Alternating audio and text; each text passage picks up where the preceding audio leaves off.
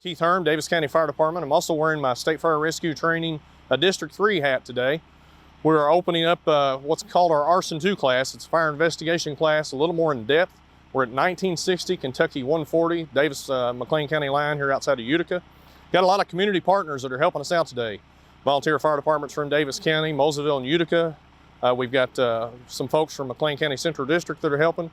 We've got instructors from all over the state, Louisville Arson Bureau, Lexington Arson Bureau, Bowling Green, lots of folks come in to help with this class. Students will be out here Saturday digging out the scene. This morning we're going to do the controlled set burns for them to come back and investigate in each individual room. Shout out to a couple of community partners that have been great to help us. Goodwill Industries have donated a lot of stuff that's just not usable for them. We were able to put it in the home and make good use of it. It's essentially going to be thrown away. So we're looking forward to having a great class. Again, thanks to my fire department for supporting me in this effort. Daviess County Fire Department Chief Smith has been very supportive of us coming out and working on this. Been out here a few days getting things ready. So looking forward to a great class. Chris O'Brien, I'm the secretary for the Kentucky IAAI chapter, which is the International Association of Arson Investigators. We have fires that we will set in certain areas, have certain scenarios, and the students will come out and then investigate where the fire started, which is called the origin, as well as what caused the fire. Is it an intentionally set fire? Is it an accidental fire due to some kind of product failure?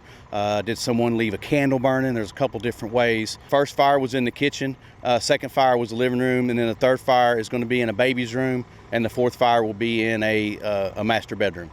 So this particular scenario, it's in a living room, fully furnished.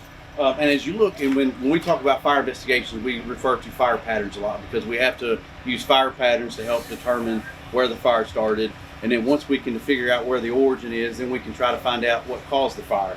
And if you can see in the video, you look at this couch, we talk about mass loss.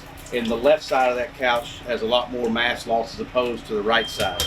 And we look at this table, it's not as damaged. So it starts to focus in on the corner of that couch.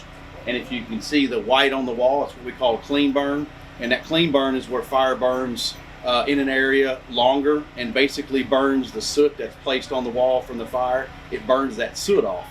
So we have a clean burn pattern there that goes all the way up the wall, which is, if you can imagine, the fire growing up that side of that wall, which because we know where the fire started in this case, and then the mass loss. So it points right back to the area of origin.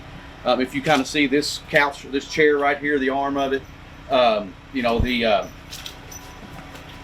fire pattern is basically where the heat just comes down evenly from the ceiling, and it's very even across there as opposed to where the couch is. So again, they're just fire patterns that we use to assist with our origin, and then once we find an origin, we can really focus in on the cause of the fire.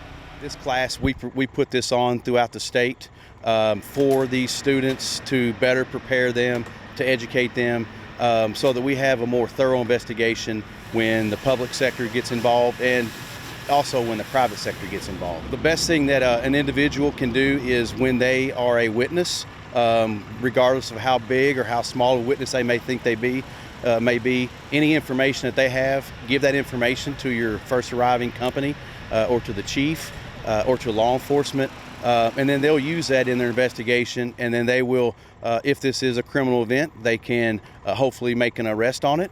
And then if it's not a criminal event, but that information can still be very informative as to finding out where the fire started and then how it started.